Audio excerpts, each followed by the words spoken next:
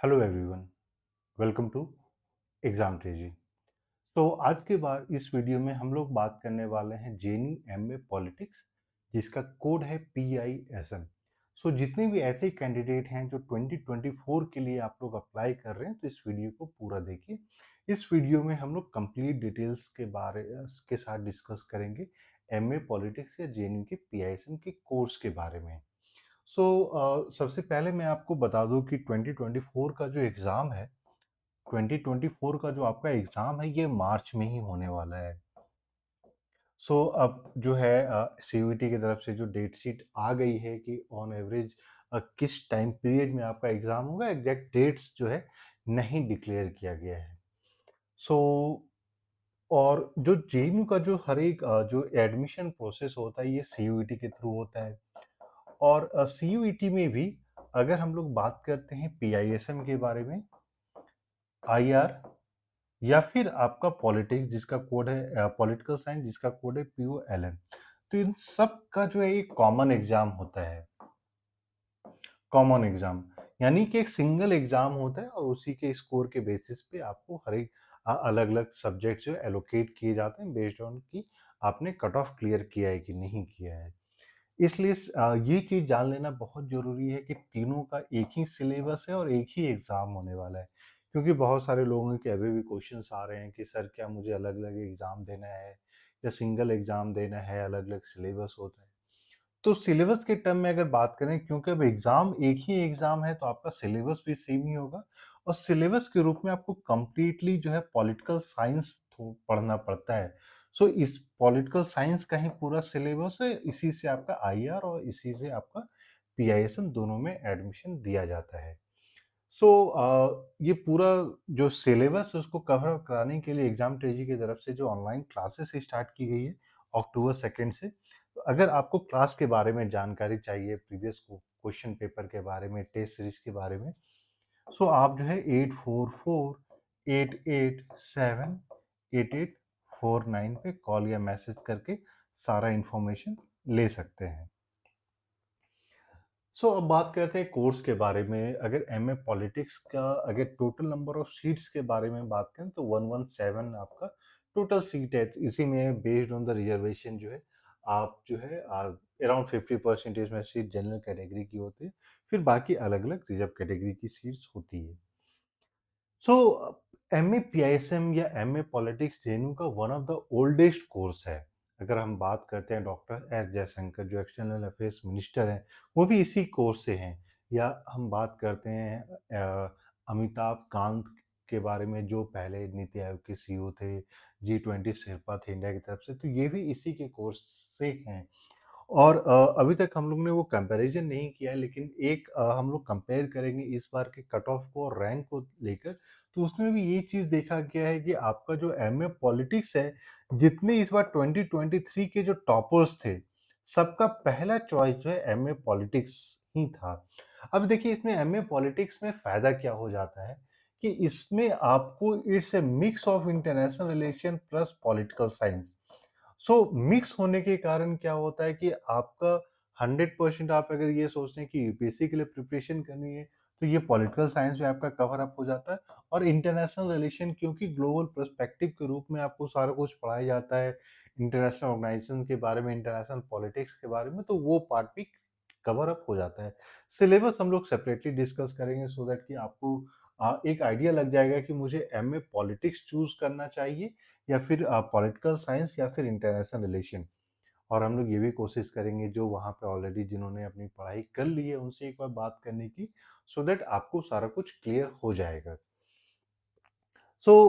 In terms of बहुत सारे लोगों का ये एक सवाल होता था कि सर एमए पॉलिटिक्स करने के बाद जो है क्या क्या स्कोप होता है।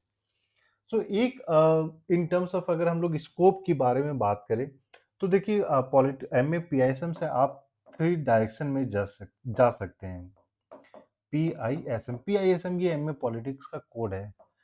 अगर आप इंटरनेशनल ऑर्गेनाइजेशन ज्वाइन करना चाहते हैं फॉर रिसर्च, या फिर आप यूपीएससी ज्वाइन करना चाहते हैं, या फिर आप एकेडमिक, तो तीनों के लिए आपका स्कोप अच्छा है। क्योंकि इंटरनेशनल ऑर्गेनाइजेशन अब ये चीज़ हम लोगों ने देखा है कि बहुत सारे ऐसे कैंडिडेट्स हैं जो यहाँ से पास आउट होने के बाद रिसर्च ऑर्गेनाइजेशंस में काम कर रहे हैं या इंटरनेशनल जर्नल्स जो होते हैं, जो इंटरनेशनल रिलेशंस पे काम करते हैं, उस पे for example observer research foundation, तो बहुत सारे जेएनयू के ऐसे पास आउट हैं जो इन सारे इम्पोर्टेंट इंस्टीट्यूशंस में काम कर रहे हैं। यूपीएससी कैंडिडेट्स के लिए ये तो हमेशा से ही one of the first choice रहा है। और एक जो बहुत बड़ी इशू थी, जो बहुत सारे लोगों का ये मानना होता था कि सर पीआईएसएम से एमए पीएचडी करने के बाद एकेडमिक्स जा सकते हैं कि नहीं, तो आप 100% एलिजिबल होते हैं, क्योंकि बहुत सारे आप दिल्ली यूनिवर्सिटी में देखिएगा जो असिस्टेंट प्रोफेसर है या एसोसिएट प्रोफेसर है, वो सारे पीआईएसएम कोर्स के करने के बाद ही है। तो ये नहीं है कि अगर आपने पीआईएसएम से एमए किया है, पीएचडी किया है, तो आप जो है एलिजिबल नहीं है, क्योंकि ये लोगों का एक इशू था। तो हम लोगों ने सोचा इसको क्रैक करके सारा कुछ क्लियर कर दिया जाए। बाकी इसके बारे में और भी डिटेल्स हम लोग शेयर करेंगे अब, क्योंकि ये फर्स्ट चॉइस रहा है हर एक के लिए, तो इस बार भी हम लोगों ने देखा है कि जितने टॉप कैंडिडेट्स थे उनका पहला चॉइस जो है पीआईएसएम ही था। सो इम्पॉर्टेंट हो जाती है कि आप, जैसे कि अगर हम लोग इस बार के कट ऑफ के बारे में बात करें, आप जानते हैं कि जेएनयू 300 मार्क्स के बेसिस पे एडमिशन प्रोवाइड करता है, तो 300 में एटलीस्ट आप 210 स्कोर कर पा रहे हैं, तभी आपको ये जनरल कैटेगरी में एडमिशन दिया जाता है। और डिफ़िकल्टी लेवल की अगर हम लोग बात करते हैं, तो डिफ़िकल्टी लेवल अब हर एक साल इंक्रीज़ करती चली जा रही है।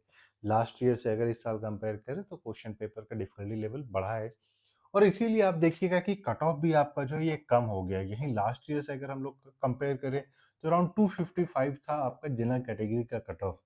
एक सेपरेट वीडियो में हम लोग तीनों जो जेएनयू की तरफ से जो कट ऑफ रिलीज़ की गई है, उसके बारे में भी हम लोग बातें करेंगे। लेकिन इन टर्म्स ऑफ अगर हम लोग प्रायोरिटी की बात करें, तो जैसे बहुत सारे लोगों का ये भी चॉइस क्वेश्चन होता है कि सर किस तरीके से मेरिट लिस्ट बनती है।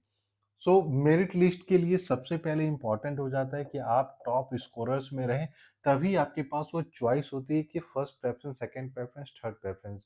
जेएनयू में से आप किसी भी तीन ही सब्जेक्ट के लिए अप्लाई कर सकते हैं, और तीन प्रेफरेंस अगर आपको देना है, तो वो प्रेफरेंस उनको ज़्यादा इंपॉर्टेंट हो जाता है, उनको ज़्यादा अहमियत दी जाती है जिनका अच्छा रैंक है। सो अगर आप पीआईएसएम के लिए प्रिपरेशन करना चाहते हैं, तो एग्जाम तेजी की तरफ से कंप्लीट डिटेल्स प्रोवाइड किया जाता है, जहां पे आपको study material, question bank, test series सब कुछ प्रोवाइड किया जाता है। तो इसके लिए आपको फटाफट कॉल या मैसेज करना होगा नंबर 8448878849 पे। और एमए पॉलिटिक्स का जो कोर्स है, ये स्कूल ऑफ इंटरनेशनल स्टडीज़ में पढ़ाया जाता है। ये 2 साल का एमए कोर्स है, और इंडिया के टॉप फैकल्टीज़ इस कोर्स को पढ़ाते हैं।